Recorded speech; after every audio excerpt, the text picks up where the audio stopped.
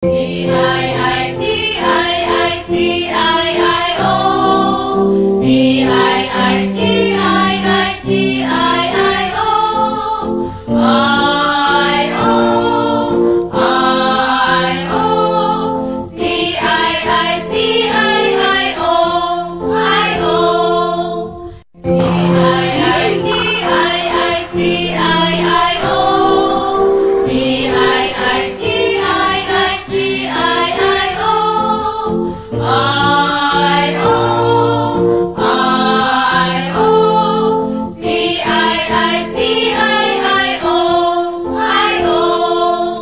Magandang hapon uli. Eto na po ang ating pinakamimintay, Vic Soto. Vic Soto nagdemanda na po sa salbahing direktor na gumawa ng hindi kanais-nais na pelikula na Pepsi Paloma, The Rapist.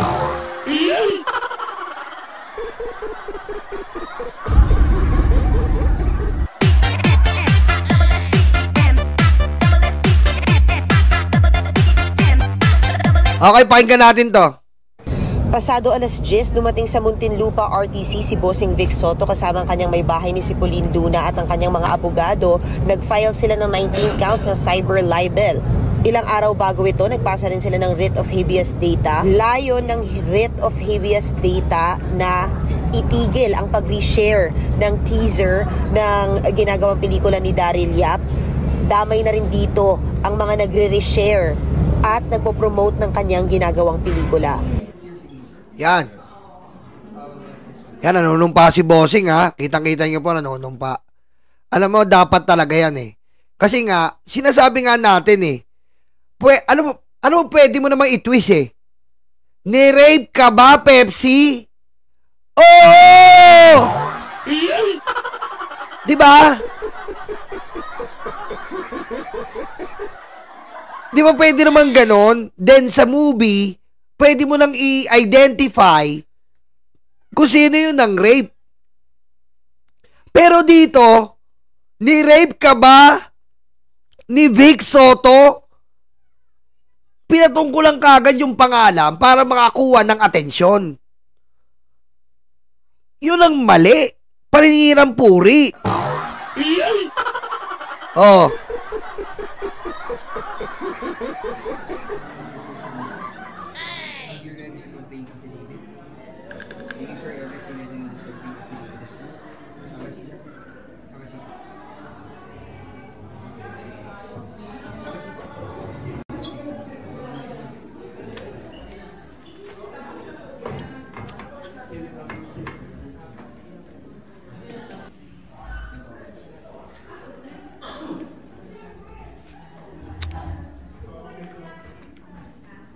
Ito yung nilalaman niyan. Pakita ko lang sa inyo, ha. Ito po ang nilalaman niyan. Putik, matindi yung nilalaman nito.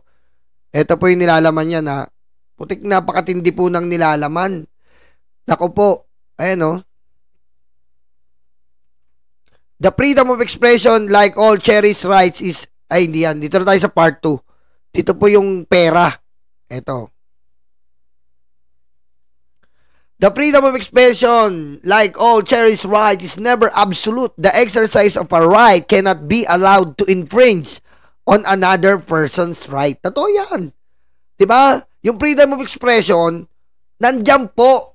Pero, wag po nating gamitin yon sa pagsira ng ibang karapatan. Napakalinaw ng batas, eh.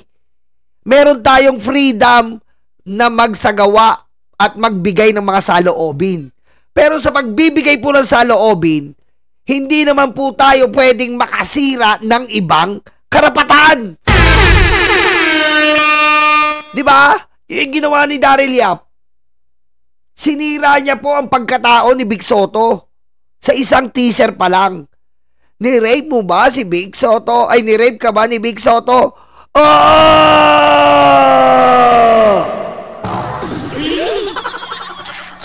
Oh. In this case, the respondent is a clout chaser. Tama, using his social media platforms to garner attention from his film. Tama. Nagka-cloud chaser.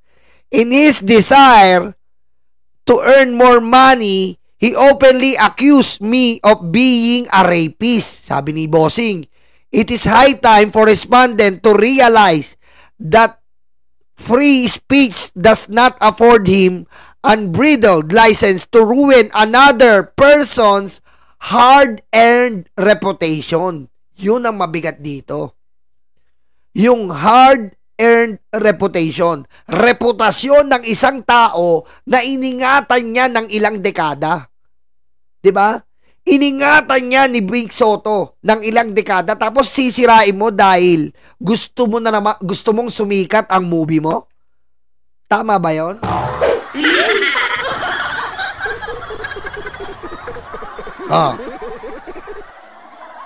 I'm executing this complaint affidavit to charge respondent Daryl Yap consisting of multiple violation of Section 4. Ang dami At umabot nga to ng 19 po. 19 po na cyber libel. At bukod dyan, kailangan niya po, kaya pakita ko lang sa inyo kailangan niya po makalikom ng 35 million. Dahil po ang damage po na hinihingi ni Bossing Vic ay tumataginting na 35 million. Eto pakita ko sa inyo. Pakita ko sa inyo.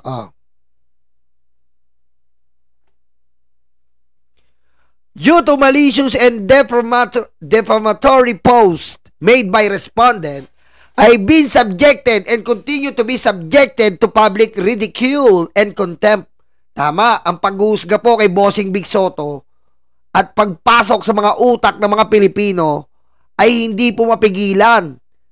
Naniniwala po sila ngayon na rapist si Bossing Vic Soto. 19 counts of cyber libel. The social humiliation, totoo po yan, na you humiliate sa social media si Bossing, have caused me to suffer mental anguish and serious anxiety due to my tarnished reputation. Totoo po yan. Regarding pamilya, regarding mismo sa sarili niya. Yung kayang inaabot ni Bossing ngayon, nasira ang kanyang reputasyon, na iningatan niya ng ilang dekada. Ilang dekada ang Itbulaga, iningatan niya ang kanyang mga movie na blockbuster, doon siya nakilala. Paano yan? And destroyed credibility. As such, respondent should be made liable to pay moral damages in the amount of at least 20 million. Patay ka ngayon, Daryl Yap.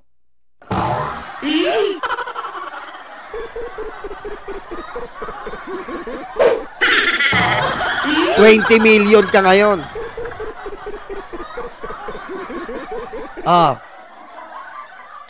Eto na. Eto pa. In this case, respondent must be held liable for exemplary damages in order to prevent others from committing similar offenses. His posts are so reprehensible for which he must be held liable to pay exemplary damages in the amount of 15 million. Paktay ka ngayon.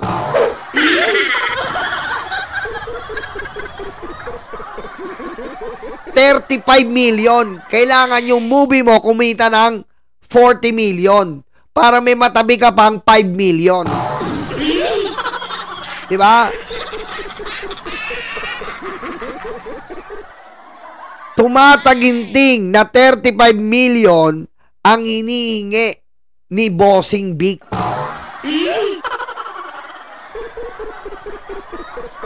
Kaya galing-galingan mo sa movie mo. Dahil tumataginting na 35 million ang bubunuin mo. Diba? Dito tayo.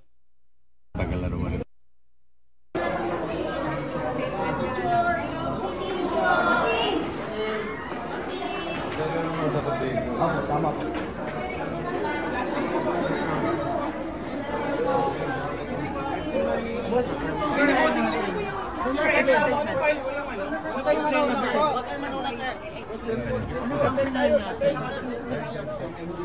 Kami po ay nag-file ng cyber libel case. And marami pong nagtatanong kung ano pong reaksyon ko since lumabas itong issue nito. Ako'y nanahimik, para naman akong sinasagot. Diba? Nananahimik na kasi. Kung nananahimik ang TVJ, lalo na si Vic Soto, dadamay mo ng ganon-ganon. Hindi mo consider yung mga reputasyon. Hindi mo consider yung credibility ng imahe niya. Isipin mo ngayon, no? Sa ginawa mong teaser na yon, isip ng mga tao, rapist talaga. Matagal nang tapos yon.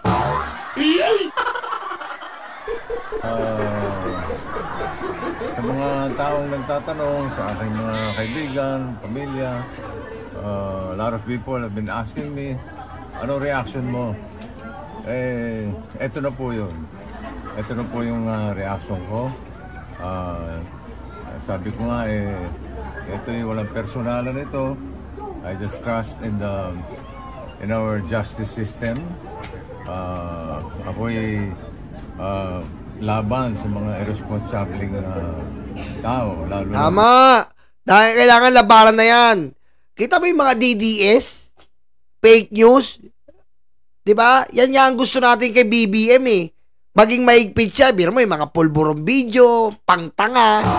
Diba?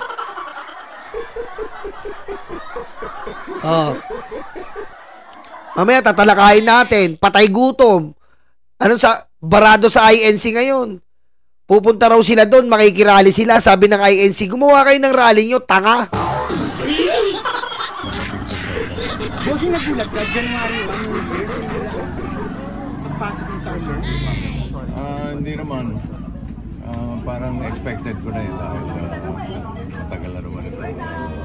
Last year pa pinopromote. May narinig ka ng Bossing? Expected na ni Bossing. Dahil nga totoo, last year pa nagpapakita na ng motibo si Daryl Yap na maninira siya ng isang pamilyadong tao. Ganyan ang motibo ng mga tao ngayon, no? No?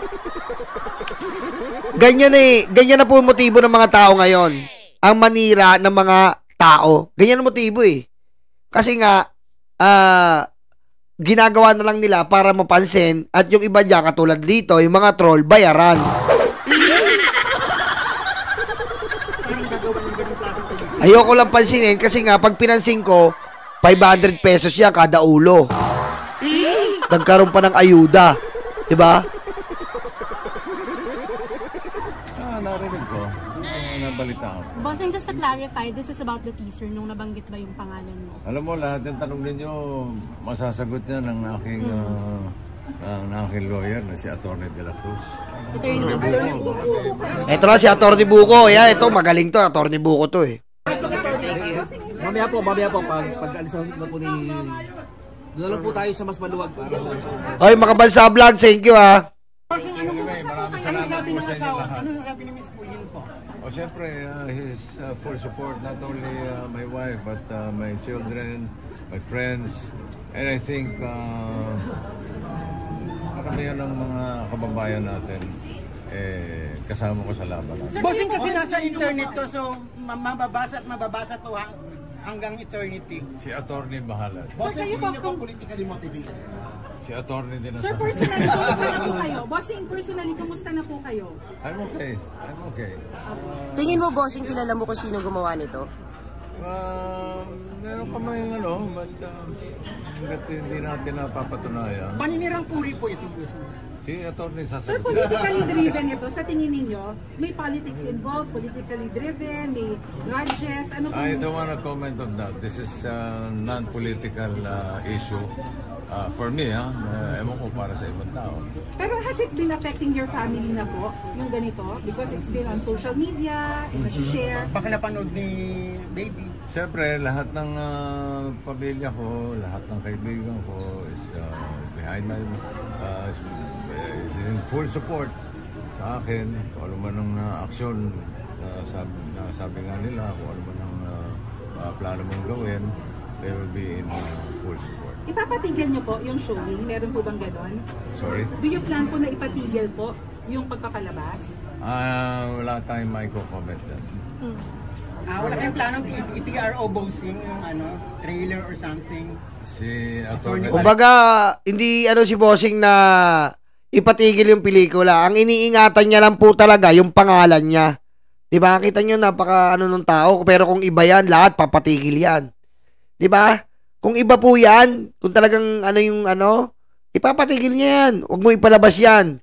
At ayun na naman po ang lumalabas ngayon na gustong sabihin ni Daryl Yap na parang pinapatigil ang pelikulang Pepsi Paloma. Malinaw po ang gusto lang po ni Bossing is yung pangalan niya ay malinis. Lalong-lalo na doon sa teaser. Diba? Yun lang po ang gustong sabihin ng ating Vic Soto. Hindi po pinapatigil yung pelikula. Hoy, Papa Jem! Ayan na si Papa Jem, oh! My mentor! Tingnan dyan ka pala! Papa Jem! Ayan, mag-subscribe po kayo dyan, Papa Jem Reacts. PBBM din po yan. Ang ating mentor ng tayo po. Ayan po ang unang nakadiscover sa akin ng pagiging reactor. Papa Jem, love you, miss you, Papa Jem. Message na lang kay Direk. Baka may message kayo kay Direk Daryl Yap? Wala naman. Happy New Year. O sa mga taong nakapanood na ng teaser bossing na baka hinusgahan ka na po. Kanya-kanya namang demokrasya tayo. Bossing, for purposes of paniwala yan. Basta ako naniniwala sa sistema ng ating justisya. Bossing, for purposes of balance po, has anybody from the production nang ginagawa yung movie ever sought for your side? Wala. So walang kumonsulta. Kita mo, walang kumonsulta. At pati nga po ang pamilya ni Richie Diorsi ay nagdemanda po. Ma-update ko lang kayo. Pati po yung pamilya ni Richie Diorsi. Ayan po pakita ko po sa inyo. Nagdemanda na rin po. Meeting muna, Daddy Richie Diorsi. Ikaw na bahala sa akin. Lalaban ako para sa iyo. Hindi ko aatras. Ayoko bastusin ang pangalan mo, Daddy. Yan. Biro mo yung legasiyang iningatan ng mga tao. Ang legasiyang pinutraktahan ng mga tao. Sisirain ng isang pelikula na matagal na pong limot. Andyan nga si Papa Jem, isang tiga-Olonga po. Tapos si Daryl Yap na tiga-Olonga po. Gagawa ng ibang istorya ni Pepsi Paloma. What the fuck?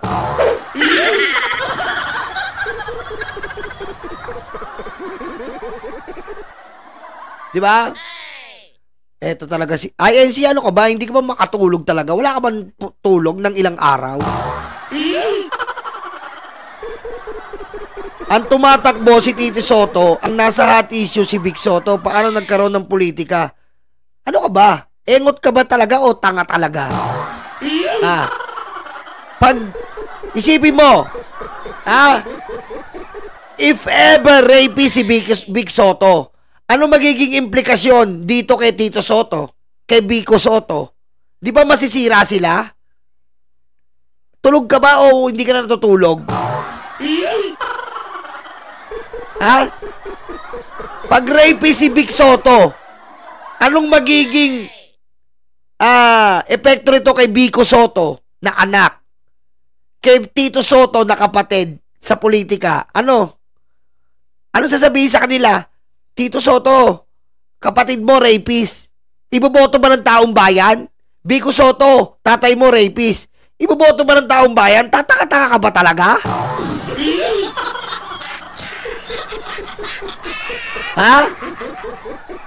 Pinanganak ka ba talaga na may utak?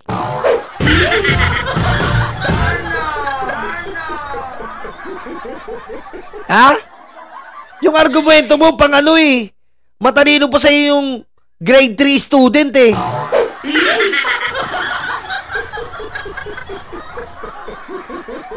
Ang bobo-bobo mo.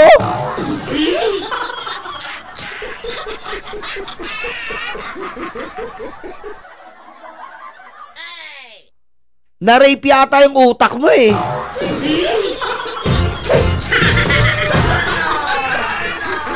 Wala daw damage to politically. Eh kung sirain mo yung personal ng isang tao, kanino ba tatama yun? Siyempre sa mga nakapalibot na immediate family. Eh ang immediate family niya ay mga politiko. Ang bobo-bobo.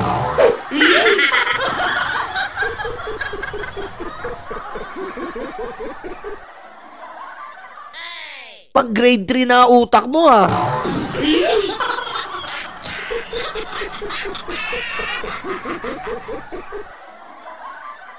Nagpaalam. So, walang consent. So out of the blue, mayroong ganito, bossing, na parang... Ano daw, hindi mo pwede yung kasalanan ni Pedro kay Ewan? Ang bobo mo! Si Pedro at si Juan, magkaibigan! Si Juan at si Pedro, yung nagnakaw ng buko! Ha? Iba to, hindi to Juan at Pedro! Bobo! Ha? Ako pa tuturuan mo? Tatanga-tanga ka? Ha? Ba't kukumpara mo kay Juan at Pedro? Magkaibigan yun. Eto, pamilya to. Tatanga-tanga. Inutil kang bobo ka talaga eh. Kukumpara mo kay Juan at Pedro? Tanga ka ba?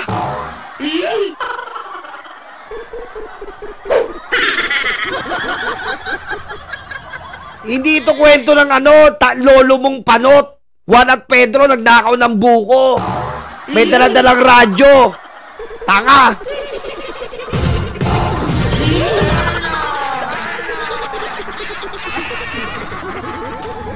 Sinasakyan ba yung kilala ka pa rin bossing eh? Ganun talaga ang buhay. Sorry. Sir, sa mga artista na gumanap, meron po ba kayong sa Sama ng kanilang loob. feelings? Trabaho lang yun. No problem. Pero bossing, gaano kasakit yung sinabing... Wala ba iba magtatanong? Nirate ka ba ni Vic Soto? Gaano kasakit yung bossing? Hinighlight kasi.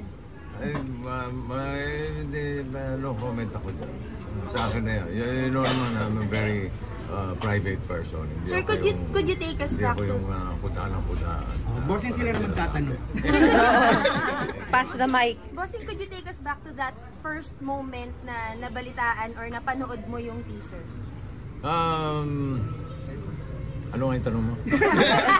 Paano niyo po nalaman na may teaser na gano'n? Kayo po ba yung mismo nakita? Through my wife. Okay. Kasi ako naman hindi ako active sa social media. No?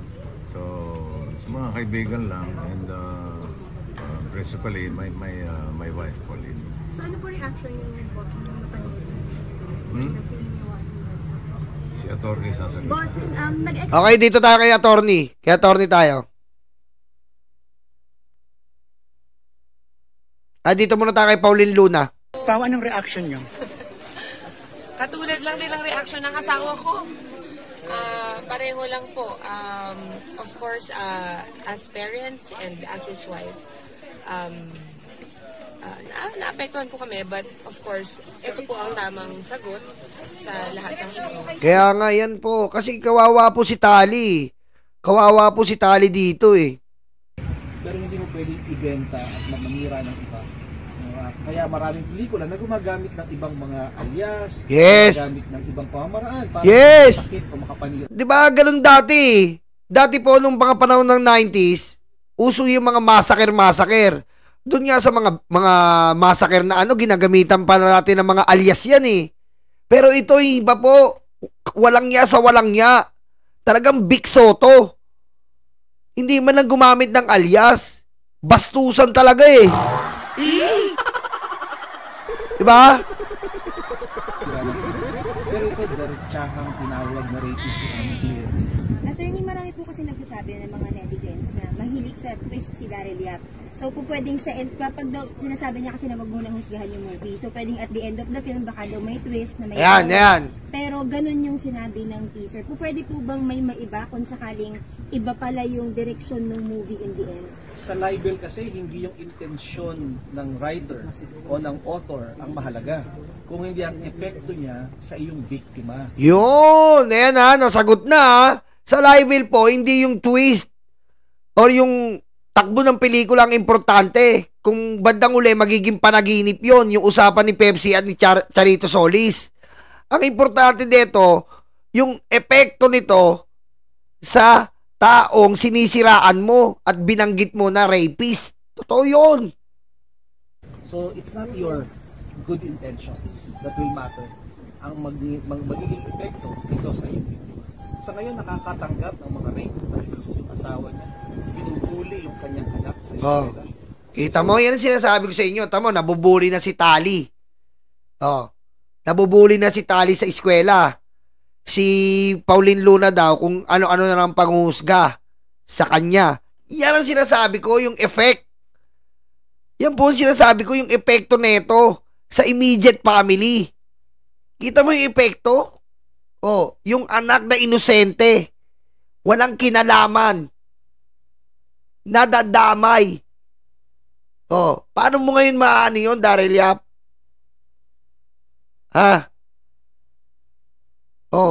Paano mo masusolusyonan yun? Yung emotional depression na mangyayari dito kay Tali at kay Pauline Luna. Immediate family muna.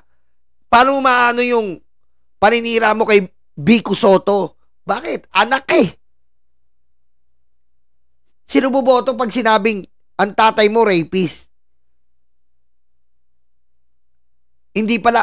Ang epekto nun sa mga botante, hindi kaaya-ayang pamilya. Hindi magandang background ng pamilya. Sira sa mga botante. Yan ang resulta. Kailangan umaksyon talaga. Tama. Sabi ni Miss Calderon, panibasa Daryl Yap, wala kang pamilya eh. Pedo-pedo ka lang eh. Diba? Ang sabi ko sa iyo, ang gawan mo, Kibuloy, the Palmolive Violet. Yan ang gawan mo.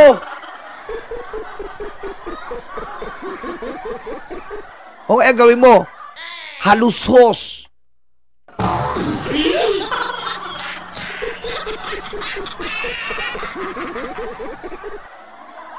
Lagay mo, Halusos, ang umasa ng lubos na kanila ang Itbulaga. Kasi mga comments, babasahin nyo yung mga comments sa mga posts. Nati-trigger ito dahil sa teaser video na inilabas. Whatever good intentions he might have, the effect is already there. So, attorney, apektado yung pamilya? Apektado. Sir, politically motivated ba to? Hindi namin masasabi politically motivated. We're only looking at the facts that we see them now. At ang nakita lang namin na facts, mayroong ipinost na defamatory sa aming kliyente. At yun ang aming inaksyon. Attorney, paano yung istorya kung galing mismo sa pamilya? O wala namang problema sa istorya. Sabi ni Christian, Sir Christian, that is the best postnatal day present for my dear schoolmate. Schoolmate ni ano yan, ni Sir Christian from USA. Ang pinoproteksyonan ng batas ay ang reputasyon ng taong sisirain mo. Diba? So, kung tama sabi ni dapat gumawa sabi ni Ermelinda, gumawa kayo Daryl Yap. Nga, ba't di mo gawan? Fininger ni Digong. Yan! Tama, Daryl Yap! Yan ang movie! Diba? Katulong, fininger ng presidente. Lakas nun. Diba? Tama, Daryl Yap. Yun ang unahin mo. Presidente, finger, licking, good. Yan ang mga ganda, Daryl Yap. O kaya, Digong, Dila, Betlog. Tapos subtitle niya, Xi Jinping. Diba? Para Eduardo, diba? Digong, Dila, Betlog. Tapos may Chinese character, Xi Jinping. Papatok yan. Kikita yan. Daryl Yap, kikita ng 8 trilyon yan. Oh. Yun ang ani mo. Diba? Pininger.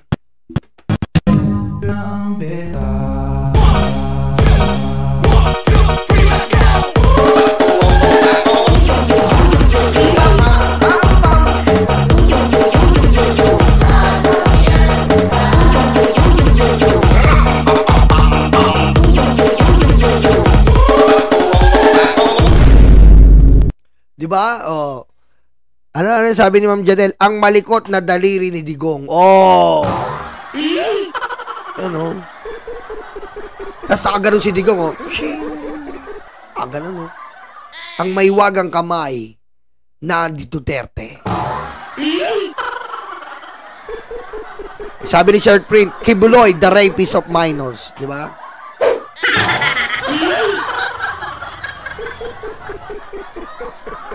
Diba? Yan ang gawan mo.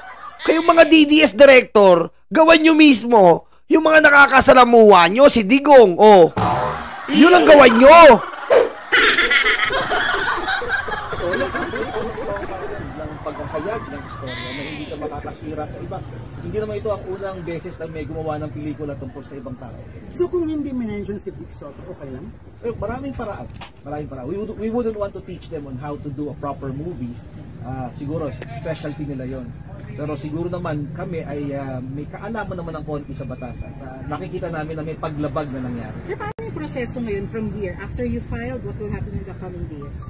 Bibigyan ng kopya ang respondent at hihingi siya ng kanyang sagot. Hey no, the middle finger. Yan, pwede yan. Your Filipina page. Totoo yan, Burns TV. Butterfly effect. A small teaser resorting to a large chaos. Tama yun, Kumbaga, teaser lang. Ilang grabe na ang epekto na ginawa mong paninira. Di ba?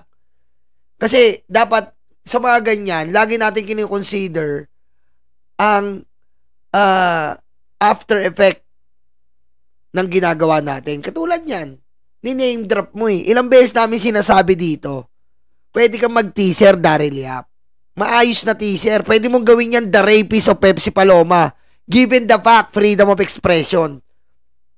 Dahil isa kang director. Pero, pinayagan ka na nga nakagawa ng The Rapist of Pepsi Paloma dahil talagang ewan ko, hindi ka makamove on. Ikaw na lang yata ang naniniwala at ibang mga kampon nyo na DDS ang naniniwala dyan.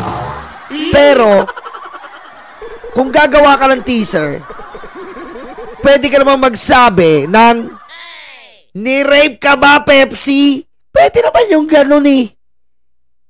Ni-rape ka ba, Pepsi?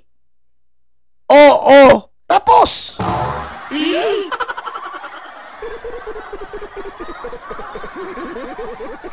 Pero yung sabihin mong, ni-rape ka ba ni Vic Soto? Foul ka doon. Foul. Diba? Foul yun. Not counted pa.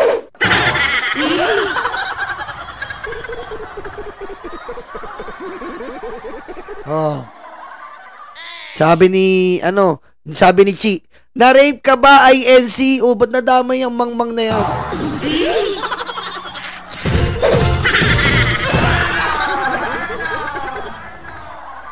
Pagkatapos niyang maghain ng sagot ay mag-evaluate ang piskal kung may basihan o probable cause.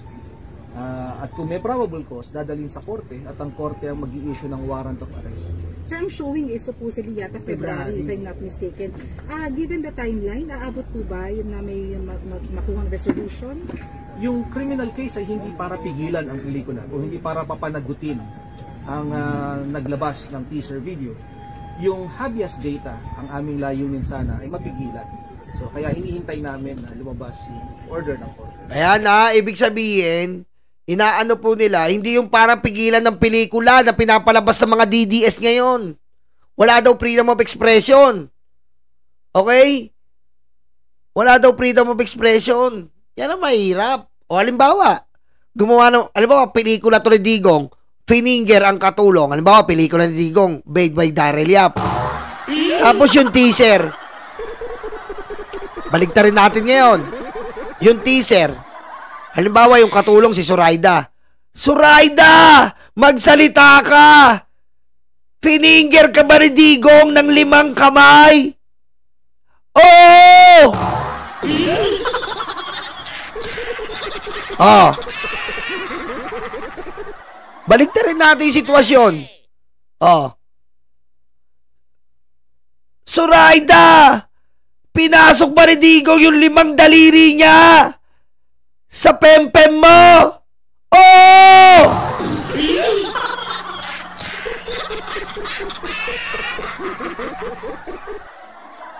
Oh, anong mangyayari ngayon? Diba? Damaging. Ganon din dito. Na hindi mo pwedeng gawin. Diba, Papa Jem? Hindi mo pwedeng gawin. Kasi nga, dapat po, meron tayong tinatawag na boundaries. Ano sabi ng ating mahal na Dr. Jose Rizal, Andres Bonifacio, at ibang mga ating magandang pilantropo? Ang kalayaan ay maganda. Ang kalayaan ay maayos at matiwasay na dapat nating kamtan. Pero, ang kalayaan hindi dapat makatama o makasira ng sinumang karapatan. Ano mo ibig sabihin nito? Malaya po tayo dito. Pero hindi ka dapat lumalabag sa sinuman na may sariling karapatan. Bawat tao po may karapatan.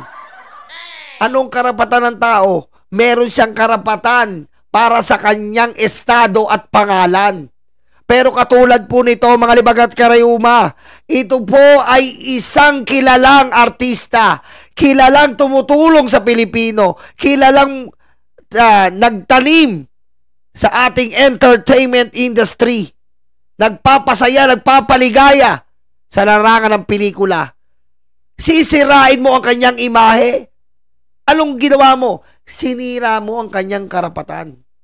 Nasira ang dignidad, prinsipyo, at pangalang pinakaiingatan.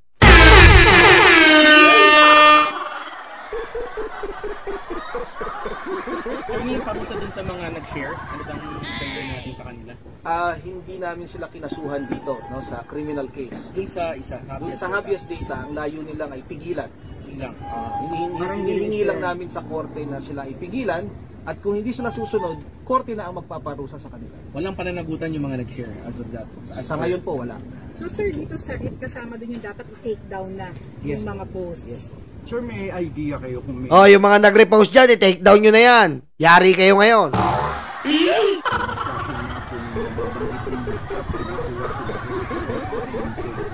Wala anong legal move.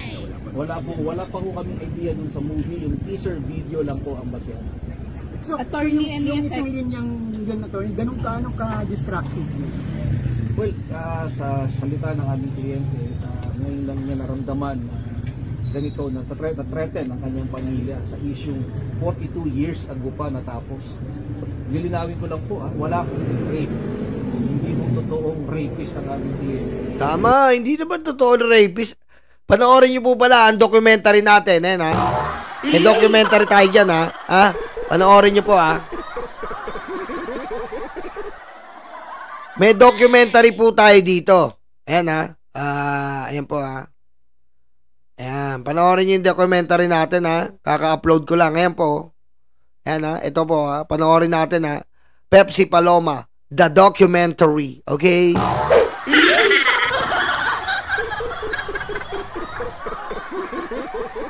Panoorin natin. Okay?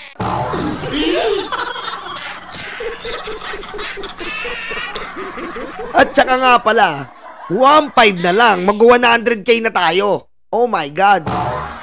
Salamat sa inyo, ha. Salamat sa mga nagmamahal sa channel na to. At sa mga hindi nagmamahal na nandito pa rin. Salamat pa rin sa inyo. Hype kayo.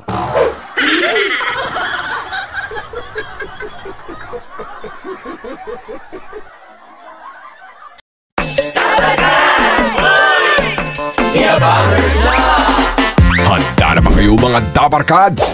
Eto na sila, The Abangers, sa pangunguna ni Tamski. Kamusta mga kababayan ko? Dapat lang malaman nyo, andito si Tamski, ang abang lingkod nyo na magbibigay at maghatid ng mga balitang solido at talagang para sa Pilipino. Hindi rin magpapahuli si Nyolo. Kamusta mga karayuma? Nyolo Bontit at your service. At siyempre, ang muse ng grupo, si Tita Missy. What's up mga libag? Naghilod na ba kayo? Ako nga pala ang inyong Tita Missy, ang impaktang reyna ng mga libag. Mawawala pa naman sa eksena ang VMB family? Kaya mga kalibag, tutok na! The Bangers!